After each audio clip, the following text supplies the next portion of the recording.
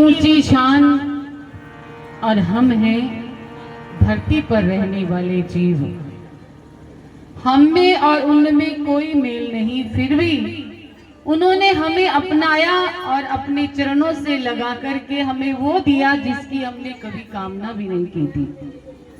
वो सब कुछ हमें दे दिया। कई बार जीवन में हमने देखा भी है और सुना भी है, लोग बड़ी मेहनतें करते हैं लेकिन वो नहीं हासिल होता जो एक भक्त को मिल जाता है। मेहनत तो सभी करते हैं, लेकिन जो गुरु का शिष्य होता है, जो गुरुदेव पर विश्वास रख करके मेहनत करता है, गाड़ियों पर अक्सर लिखा होता है कि मेहनत मेरी और रहमत तेरी।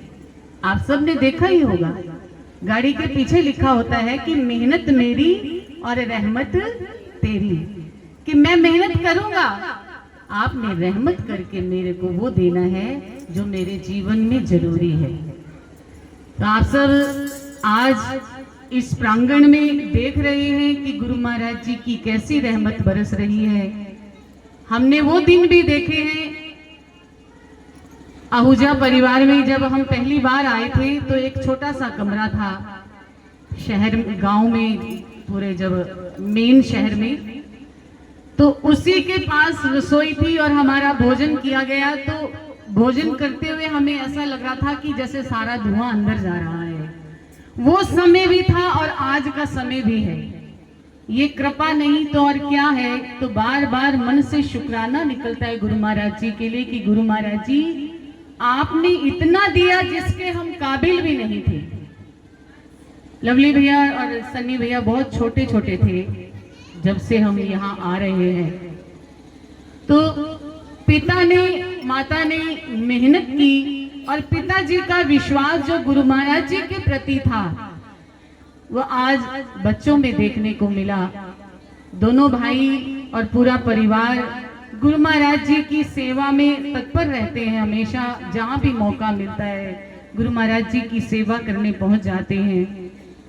तो हम दिल से दुआ देते हैं कि गुरु महाराज जी आपको ऐसे ही खुशियों से झुलाते रहे, आपके आंगन में सदा खुशियां यूं ही झूलती रहे और गुरु महाराज जी का आशीर्वाद सदा आप सबके सिर पर बना रहे, क्योंकि गुरु महाराज जी का आशीर्वाद जिसके सिर पर आ जाता है उसे दो जहां की बरकत मिलती है। श्री गुरु महाराज जी को श्री दादा गुरुदेव जी का वरदान है। जब श्री गुरु महाराज जी ने 13 वर्ष तपस्या की आगरा में बैठ करके, अभी आप भजन को सुन रहे थे कि नीम दिया पत्तियां खान वाले, उन्होंने नीम की पत्तियां खाई। क्या आप पत्ती एक भी खा सकते हो? आप और हम भी आगरा में गए तो नीम के पेड़ से एक पत्ती तोड़ करके मुंह में रखी, थोड़ी देर में बाहर निकालनी पड़ी कि इतनी कड़वी। और श्री गुरु महाराज जी ने 13 वर्ष वहां तपस्या की तो वही नीम के पत्ते खाए। और गुरु महाराज जी की तपस्या का फल आज हम सब पा रहे हैं। उन्होंने तप किया, जैसे एक पिता की हुई कमाई पुत्र और संतान को मिलती है, ऐसे ही हमारे वो पिता, उन्होंने 13 वर्ष बैठ करके एक स्थान पर धुना तपा करके तपस्या की और आज हमें उनकी कमाई का फल मिल रहा है कि हम जो मन में कामना रखते हैं वो एक पल भी देर नहीं लगाते और हमारी झोली भर देते हैं। ऐसे सद्गुरु की शरण में हम बैठे हैं। इसीलिए हम आज सबसे प्रार्थना करते हैं कि जिन्होंने गुरु महाराज जी से अपना संपर्क साधा हुआ है वो हमेशा बनाए रखना।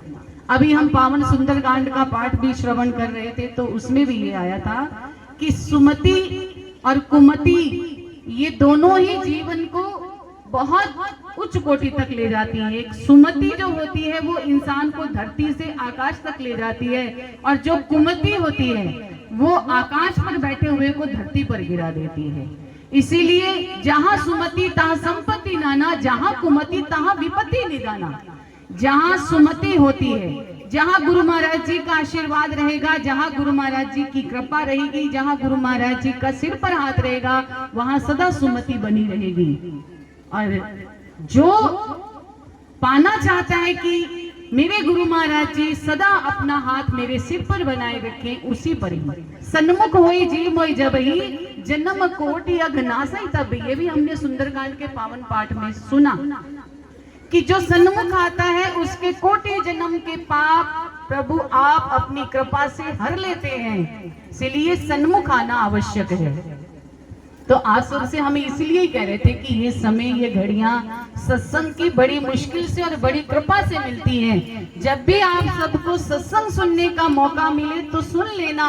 ना जाने कौन सा संतों का शब्द आपके दिमाग में, आपके दिल में घर कर जाए और आपकी जिंदगी बदल जाए, वरना कुमति तो हमेशा हावी रहती है। एक पल में क्रोध आ जाता है, एक पल में टेंशन हो जाती है, एक पल में कोई हमें कोई शब्द कह दे तो हमारे दिमाग में उतर जाता है और हम उसे बार बार रिपीट करते रहते हैं। और फिर हमें क्या होता है, हम कहते हैं कि मेरी तो नस दुखने लग गई है दिमाग की।